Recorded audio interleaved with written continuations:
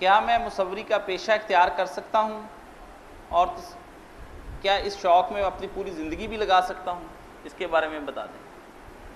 وہ تو بات ختم ہوئی ہے، کرنے کے لیے اور کام تھوڑے ہیں، زندگی بہت تھوڑی سی ہے، اس کو کسی کام میں لگائیں، دین کی کوئی خدمت کریں، دنیا کا کوئی اچھا کام۔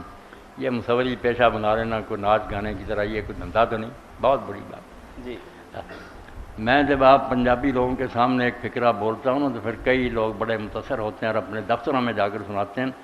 ہمارا حال سب کا یہ ہے کہ امب وڈ کے اکانوں واڑ دینا، پچھوتائیں گا وقت بہانا۔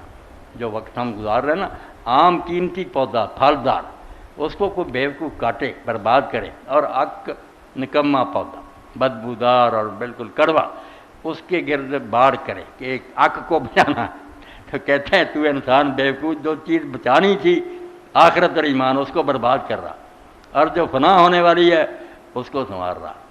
اک وڈ کے امب وڈ کے اکانوں واڑ دینا، پچھوتائیں گا وقت وہاں۔ جب وقت گزر جائے گا یوم الحسرت ہی آئے گا نا، پھر ہاتھ کاٹے گا اور کہے گا کیا کرتا رہا۔ اس لیے مصوریوں وغیرہ سے کیا لینا یار، وہ وقت کچھ نفل پڑھیں، کچھ قرآن کی تلاوت کریں، علم دین کا مطالعہ کریں، آگے پھیلائیں۔ بہت تھوڑا وقت ہے۔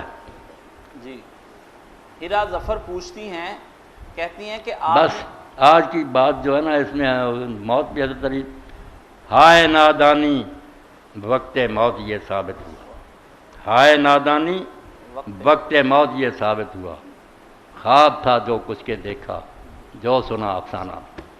مرنے کا وقت پتہ ہے کہاں ہے وہ محل، کہاں ہیں گاڑیاں میں، خواب تھا جو کچھ دکھے، جس طرح خواب میں دیکھا جاگ آئی وہاں کچھ بھی۔ جب آنکھیں کھلیں گی نا، موت اصل میں آنکھیں کھلتی ہیں نا، پھر پتہ چلتا کہ جن کھلونے میں لگا ہوا تھا، ہائے نادانی وقت موت یہ ثابت ہوا، خواب تھا جو کچھ کے دیکھا، جو سنا افسانہ۔ کام کریں کچھ جو کرنے کا۔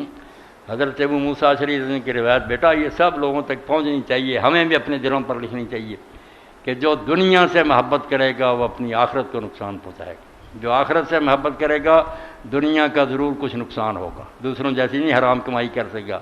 فآثروا ما یبقی علی ما یفنی، جو فنا ہو جانے والی ہے یہ ہاتھ سے جاتی ہے تو جانے دے، جو ہمیشہ رہنے والی ہے اس کو بچانے کی فکر